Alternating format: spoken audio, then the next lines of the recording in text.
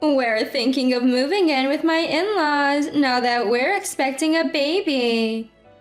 My mom is still pretty young. She'd probably be happy to help with the housework and take care of her grandchild, right? My son and his wife seemed genuinely convinced they were doing a good thing, telling me this with big smiles on their faces. My husband chimed in, making it even harder for me to find the words. Bob and Karen really care about you, Mary. This is a great idea. Let's all live together. This was not a great idea for me. I was frustrated with both my son and his wife, and my husband, for not understanding this. My name is Mary. I currently live with my husband, just the two of us. Our son Bob married a woman named Karen last year. Karen is a modern young woman with a cute smile, but as a mother-in-law, there are things that concern me. She doesn't help with cooking or cleaning when she visits. She just watches TV and laughs with my husband and Bob.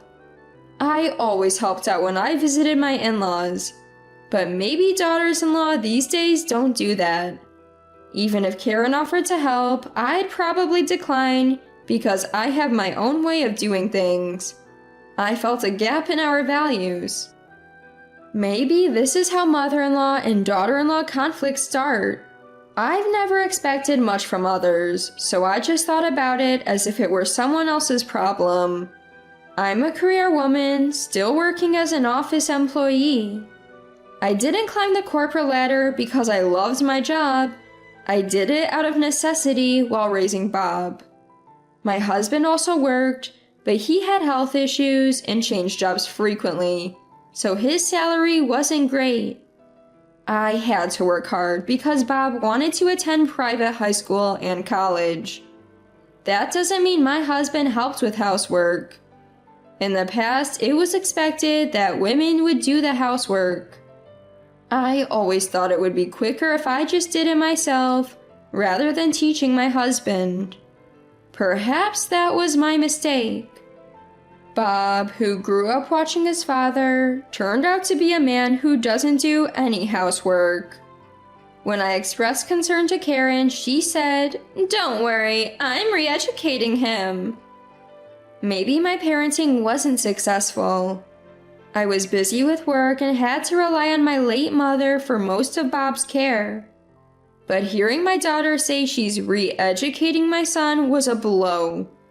I had my issues with Karen, my husband, and even Bob, but family are still strangers to each other in some ways. As long as we're not causing each other trouble, I thought, let everyone live their lives. Then one day, Bob and Karen came to me with an unexpected proposal. We're actually expecting a baby.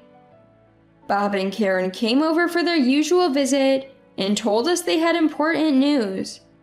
Karen rubbed her belly and smiled shyly. This would be the first grandchild for both me and my husband. We couldn't help but smile and congratulate Bob and Karen. My husband even jumped the gun, asking, "Is it a boy or a girl?" Bob laughed. "Slow down, we don't know yet." Both Bob and Karen are working. I've heard it's hard to get into childcare centers these days. When I asked Karen what she plans to do about work after the baby is born, she smiled and said, "I love my job, so I plan to continue." Karen works for an apparel company and has been at the same job since she graduated from vocational school. Raising a child won't be a financial burden for them. When I told her, juggling work and parenting will be tough, but I'll help where I can, Karen shyly responded, "That's why we're thinking of moving in with you and Dad." A small "what?" slipped out of my mouth, but fortunately, it seemed no one heard. Bob, visibly excited, leaned in and said, "Mom, you're still young. You'd be happy to help with housework and take care of your grandchild, right?" Both Bob and Karen seemed to genuinely believe they were making a good offer, but I was at a loss for words. It sounded like they were asking me to become their housekeeper.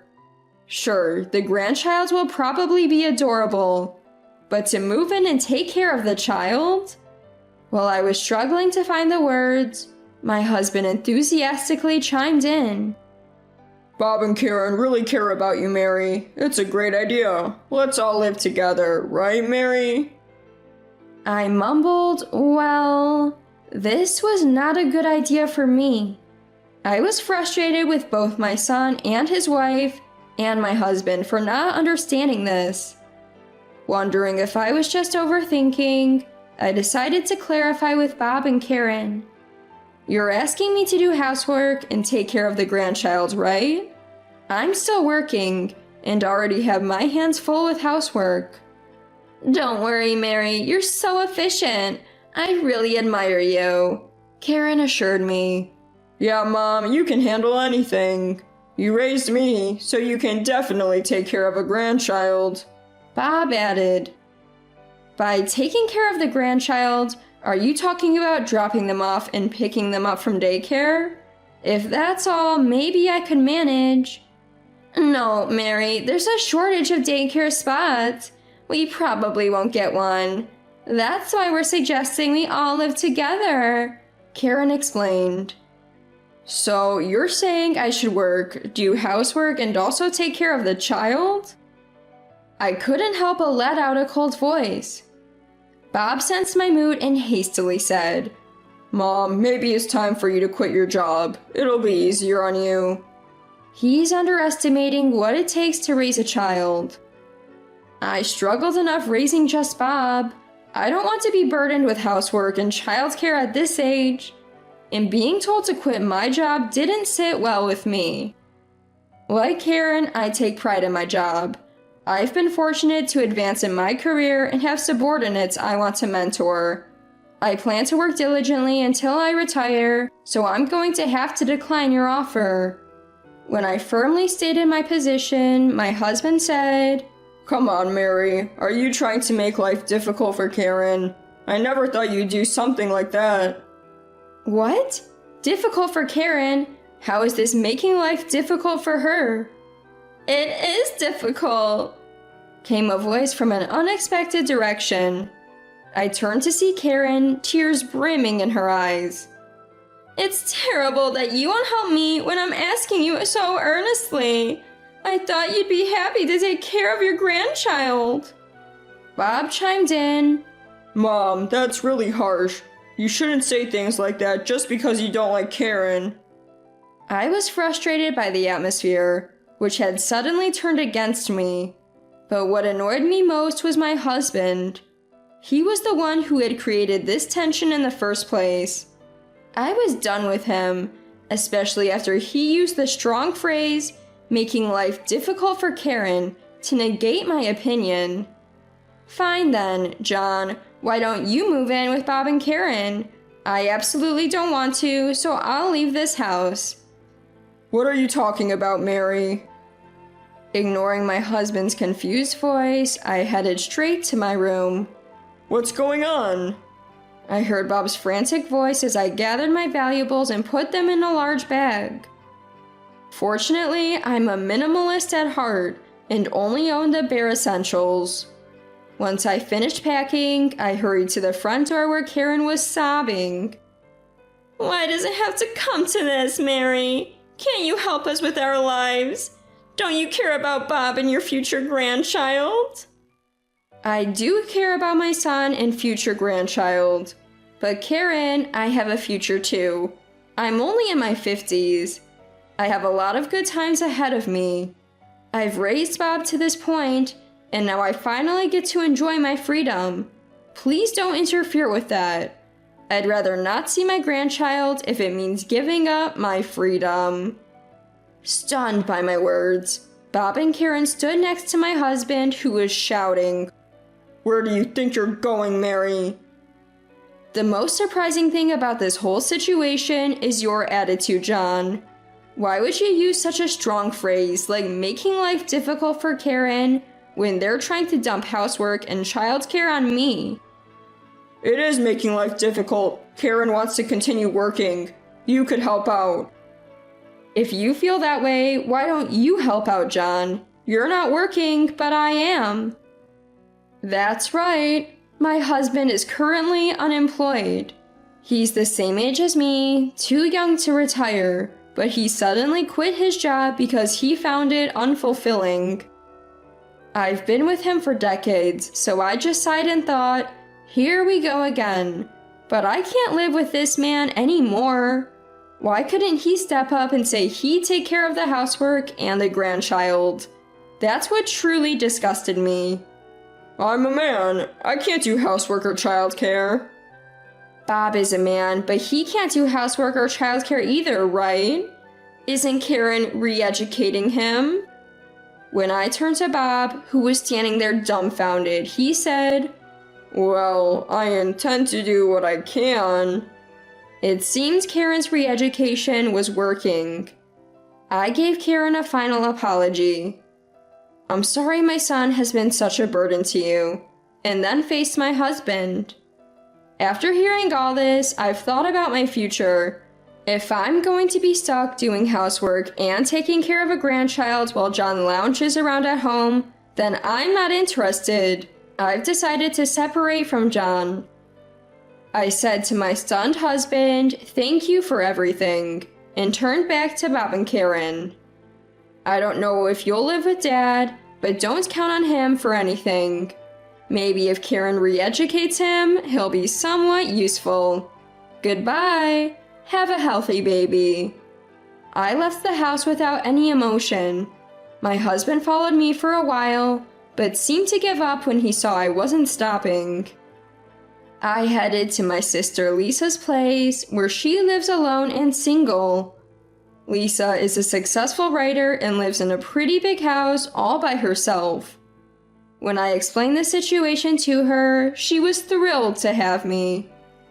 Welcome, sis, to this single life, she joked as she greeted me. Living with Lisa was the epitome of freedom. We cooked whatever we wanted, went out only when both of us felt like it, and it was no big deal if one of us didn't want to go. Our finances were separate, so as long as we contributed a set amount to the household, the rest was ours to spend freely. Feeling at home in this new lifestyle, I sent my husband divorce papers and even hired a lawyer. The divorce went through.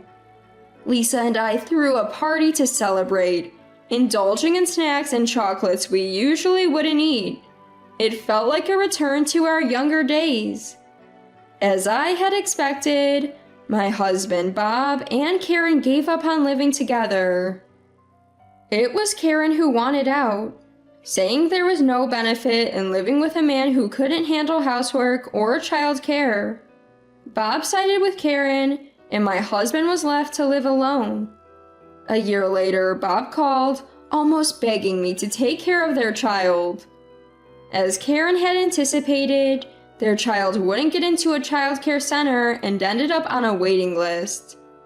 I was tempted by the desperation in my son's voice, but I have my own life to live and declined. Bob said, Mom, that's harsh. But Karen's parents live not too far away. When I suggested they ask them for help, Bob seemed uncomfortable. Bob doesn't like Karen's parents even before they married. He's always found Karen's parents difficult, as they spoil her rotten. But the time for me to sacrifice my life to help my son is long past. I've prioritized my kids enough. Now it's time to live for me. After telling Bob to figure things out for himself, I haven't heard from him. It felt lonely, but I was content with my newfound freedom. Years later, I retired and was able to pass the baton to a subordinate I had wanted to mentor. As I left my workplace, surrounded by people and receiving a beautiful bouquet of flowers, I felt fulfilled. Now, what to do with the blank canvas of my future? Lisa suggested, let's go on a trip. She showed me a brochure for a round-the-world cruise. With my retirement fund and savings, and Lisa being a successful writer, we could both afford it.